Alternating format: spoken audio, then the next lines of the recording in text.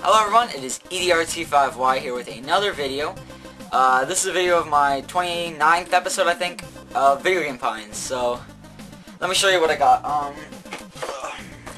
Here's a bunch of PS2 shit that I found.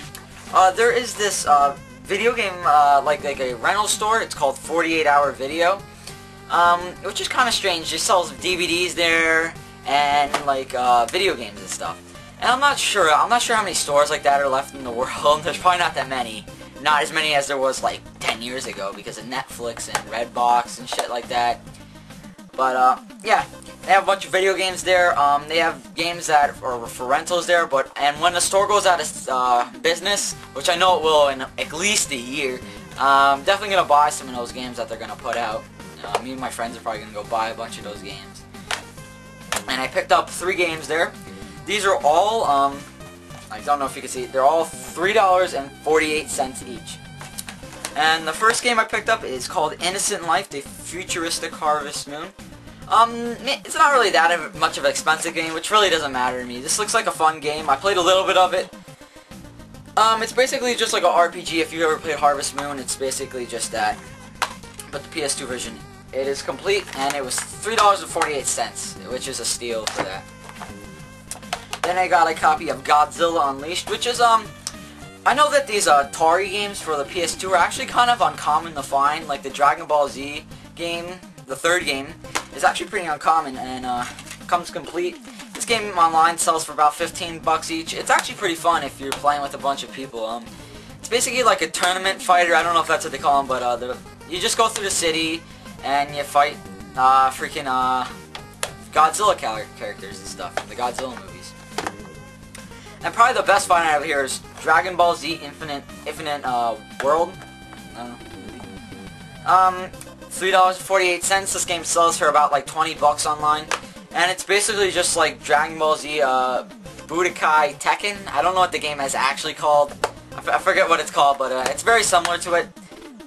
Many of the Dragon Ball Z games on the PS2. Yep, it's basically just a fighter game where you, like, I'm gonna call it like a tournament fighter. That's what I'm just gonna call it. But yeah, fun game. And then a couple weeks ago, I went to like 7 or 8 yard sales, and I went to one church sale, and the only game I found out of all of those places is Front Mission 4. It's not complete, and I paid $1 for it at this like weird church sale. They had a few games there. They were sports games that I just didn't want to buy, and yeah, fun game. Yep. Alrighty, now. And then I did a trade with my one friend, and I gave him $5 for these 3 games. Yeah. I'm not even gonna try to pronounce this as Sextus or something. Yep. And then I picked up the Tengen copy of Pac-Man, so now I have 2 Tengen Pac-Man games. And then I got a copy of Paper Mario the Thousand Door. But the only problem with the disc, he told me that it like is very scratched up. And I tried it on my Wii. It does freeze a little bit. Yeah, it's one of those games that like it's scratched up, but if you like mess with it a lot, you can get it to work. If I were to get this resurfaced, I don't know if you could tell, it's kind of scratched up, but if I was to get this resurfaced, I'm pretty sure it would work like really good if I were to get it resurfaced. So yeah, $5 for those 3 games is a pretty good deal. And then here comes the really good finds.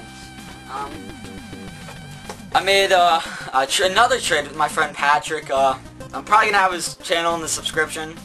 I mean. And please subscribe to his channel. I gave him a copy of Majora's Mask for these 2 games. And the Majora's Mask I gave him has a little crack in it, but that really doesn't affect the value. It's still a great game. And he gave me a copy of Dragon Warrior 2. It's in not the best shape. There's a little bit of bubbling at the top there that you can see, but if you put it on the shelf, it looks really good. I have 2 Dragon Warriors 1 and 2. I just have to get the 3rd and the 4th one, which are actually kind of hard to find. So yeah, just another good game to add to my collection. And then a copy of Sonic 3. It is complete in the box. And yeah, I've been looking for years, forever, for this freaking game because I have Sonic and Knuckles for the Genesis. So now I can finally play the Sonic 3 and Knuckles game if you put them together. So yeah, that is a pretty good find on my part. And then my final find, and probably the best one out of all of them, I got a copy of Final Fantasy VII. Even though it's the Greatest Hits edition, it's still upwards of like 30-35 bucks. And I got it, and a couple months ago, I got a copy of Oblivion Game of the Year edition. I got it for $3, and I traded him that Oblivion game for Final Fantasy VII, which I can't even play Oblivion because I don't even have a PS3. So yeah, that was a good trade on my part. Just a very, I'm not gonna really say this, but it's like an overrated RPG, but it's still very good in my opinion. It's worth playing. Yep, and it's in really good shape other than there's a few cracks right there. But that really isn't that big of a problem. I could really replace the case if I really wanted to. So yep, those are my finds for the past month or two. And please subscribe to my channel, everyone. If you're not subscribed to my channel, please do so and watch my videos.